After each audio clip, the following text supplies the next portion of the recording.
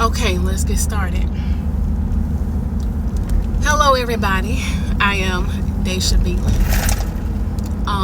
Most of you have heard my story on being molested by my biological father as a child.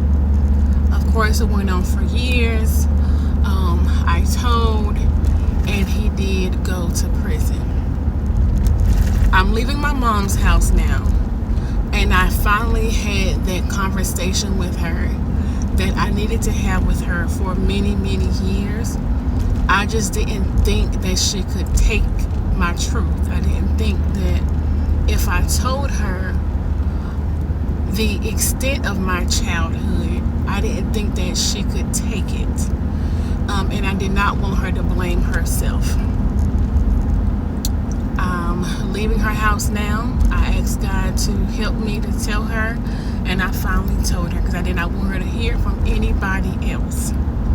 So now that I told my mom my truth, that happened, I think I was about 9 years old when it started, and it didn't end until I was 16. So not only did my biological father molest me, but my mom's ex-husband, which is at the time was my stepdad, he did as well. It first started when he came and he asked me, did I know what oral sex was? And I told him no. And he asked me, did I want to know? And I told him no. That was the first initial thing that happened with him. From there, it went to him buying me lingerie and having me to wear the lingerie. He would have me go with him to his relative's house with my lingerie on so they could see me. He would have me to take semi-nude and nude pictures of me, and he would sell them online to pedophiles. Okay, he would have me, he would take semi-nude and nude pictures of me, and he would sell them to pedophiles online. So there's pictures of me as a child floating around in the nude. He would make me drink vinegar until my cycle stopped so he can continue to take pictures of me so he could sell them. There were times when he would have me ride with him in the passenger seat, and when we got to McDonald's, I would be naked so that so the people that worked in the drive-thru could see me naked. He would take naked pictures of me at the park. One time he had his best friend at the time. He told me that I had a doctor's appointment. And back then I had neuropathy and didn't know it. So I was always in pain. My feet and legs were always swollen, and at times I couldn't walk that good. So he picked me up from school early one day. I was going to Carver High School. And he told me I had a doctor's appointment. And he picked me up and we went home. And I said, why are we at home? He said, I had a doctor's appointment. He said, you do. I left something in the house. And I said, okay, well, I'll just sit in the car and wait for you. And he said, no, get out the car. And I said, no, I want to sit in the car and wait for you to come back outside. And he said, get your A out the car. So I got out the car and I went in the living room, and I sat down in the living room. He told me to go to my room. And I couldn't understand why he wanted me to go to my room. And when I got to my room, his best friend at the time was laying in my bed. His best friend did whatever he wanted to do to me. And I do mean whatever he wanted to do to me, while he stood in the doorway and watched. He had me to call I had an ex-boyfriend at the time. At the time I was dating this guy. And he had me to have the guy come over, and he wanted me and the guy to have sex in my mama's living room on the floor. And so I wouldn't get in trouble. I did it. And he's supposed to just been listening from the bedroom. But instead of listening from the bedroom, he ended up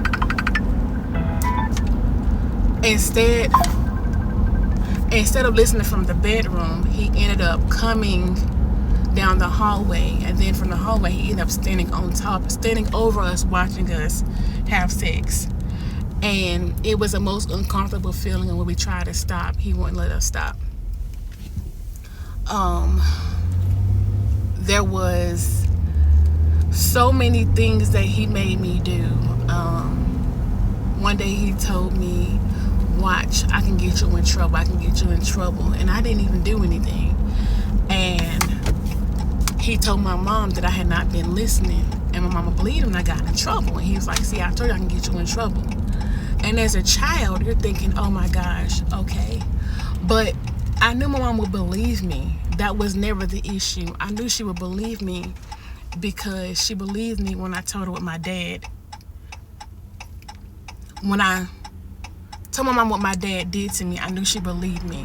So it wasn't the thing of not thinking my mom would believe me, but it was a thing of, I just told my mom that my dad molested me after so many years. And my dad took something special from me in my childhood. And it was like, okay, how do I tell my mom that not only did my dad molest me and take something precious from me, but my stepdad did as well. So I'm 37 years old now. Again, this started when I was about 9 years old, and it didn't end until I was about 16. And I'm 37 years old now. So I carried this with me for all these years because my mom is my hero. My mom is my biggest supporter. I can tell my mom right now, hey mom, I want to be an astronaut. And my mom is going to say, okay babe, you can be an astronaut. Let's go. And she would take me to NASA. So, no, she did not know. She never knew. And it was just something that I bottled inside and I kept inside for all these years. And I've told her finally tonight because, as you all know, I have a nonprofit organization called Survivors Rise Foundation. And we raise awareness for domestic violence. We raise awareness for sexual assault and sexual trauma survivors, not victims, because you're not a victim because you survived it. And I didn't want her to hear it on one of my podcasts. I didn't want her to hear it in one of my performances or read about it when I should have been the one to tell her. So I went to her and I said, Mom, I need to talk to you about something. And she said, I'm nervous. And I told her. And honestly, if I can say, it was like a weight came up off my chest and off my shoulders. And some of you may be wondering, why didn't you tell sooner? You have to understand. My biological father groomed me when I was a child. So I didn't tell because I was scared. Then my stepdad, he witnessed us going to court and testifying against my biological father. For him to turn around and do the very same thing. So I went through trauma after trauma.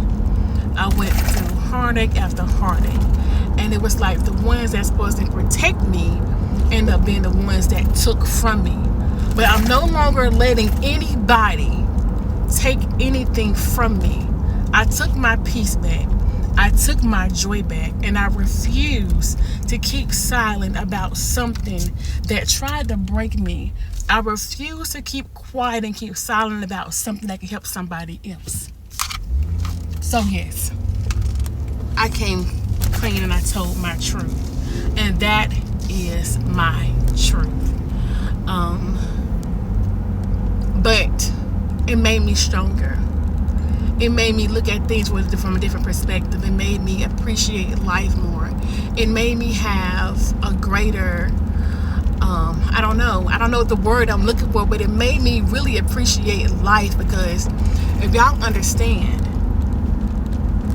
there were so many times when I was a child that I tried to take my own life because I was battling, okay, my dad did this to me. I was battling, okay, my stepdad did this to me. And then I met my ex-husband. And I met my ex-husband, and he's supposed to be my protector, but he wasn't. I went to my stepdad I went to my ex-husband for protection. I went to him for love. I went to him for something that he couldn't even give me. Only God could have gave it to me. So, with this live, I'm coming to you telling you, if you